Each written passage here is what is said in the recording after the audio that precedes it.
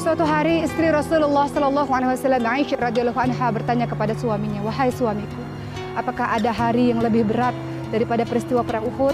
Maka Rasulullah menjawab, "Peristiwa Taif adalah berat bagiku, wahai istriku." Sahabat yang dimuliakan oleh Allah Subhanahu wa taala, hampir sekitar 10 tahun Rasulullah berdakwah, namun hanya 153 orang saja yang memasuki Islam. 83 orang mereka menuju atau berhijrah ke Habsyah, Ethiopia bersama dengan Ja'far. Sisanya 70 orang bersama dengan Rasulullah SAW. Mereka mendapatkan siksaan yang sangat banyak dari orang-orang kafir Quraisy, dan mereka juga tidak diperbolehkan untuk keluar dari kota Mekah. Pada suatu malam, Rasulullah SAW berjalan kaki menuju ke kota Taif, kota yang terletak sekitar 80 km dari kota Mekah. Rasulullah bertemu dengan ketua-ketua suku yang berada di Taif dan mengajak mereka kepada agama Allah Subhanahu wa taala. Namun mereka menolak ajakan itu, sahabat sekalian. Mereka justru memerintahkan kepada seluruh penduduk Taif untuk keluar dari rumah-rumah mereka, begitu juga dengan anak-anak kecil, dan melempari Rasulullah SAW dengan batu. Mereka tidak hanya sekadar melempari Rasulullah SAW dengan batu, tapi juga mereka mengejek, menghina Rasulullah SAW. Mereka mengatakan, "Engkau pendusta, engkau penyihir, engkau pembohong, engkau membuat kekacauan di tempat ini." Apa yang dilakukan oleh Rasulullah SAW? Rasulullah semakin lemah dari hari ke hari. 10 hari Rasulullah SAW berada di kota Taif tersebut, teman-teman sekalian. Rasulullah pergi ke sana bukan untuk apa-apa.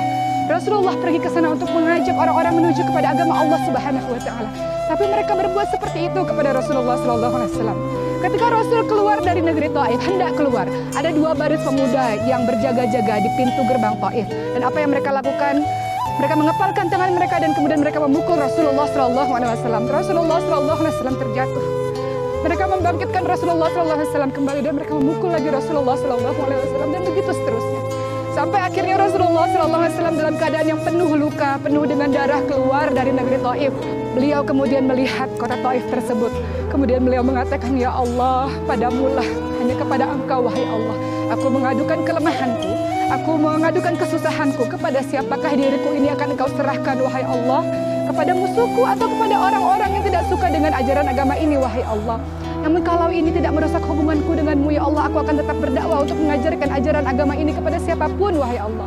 Malaikat Jibril pun turun dan berbicara kepada Nabi Muhammad SAW.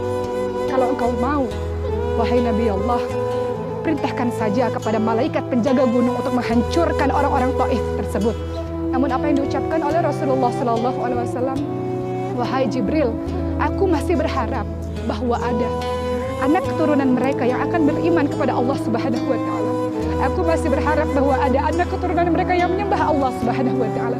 Mereka berbuat demikian karena mereka tidak tahu. Mereka tidak tahu tentang ajaran agama ini. Sahabat, lihatlah betapa akhlak yang ditunjukkan oleh Rasulullah SAW. Rasulullah adalah orang yang sangat pemaaf. Kalau Rasulullah SAW tidak memaafkan penduduk Taif, maka tempat ini menjadi tempat azab, teman-teman sekalian. Namun karena Rasulullah SAW memaafkan penduduk Taif ketika itu, maka beramai-ramai orang pada akhirnya memeluk agama Allah Subhanahu wa taala. Sungguh mulia Engkau, wahai Rasulullah. Mudah-mudahan kami semua bisa mengikuti akhlak yang Engkau contohkan kepada kami semua, insya Allah. Islam sampai kepada kita dengan pertumpahan darah. Islam sampai kepada kita dengan air mata yang sangat banyak. Oleh karena itu, mudah-mudahan kita bisa meneruskan perjuangan Rasulullah SAW untuk terus mengajarkan atau menyebarkan ajaran agama ini, insya Allah.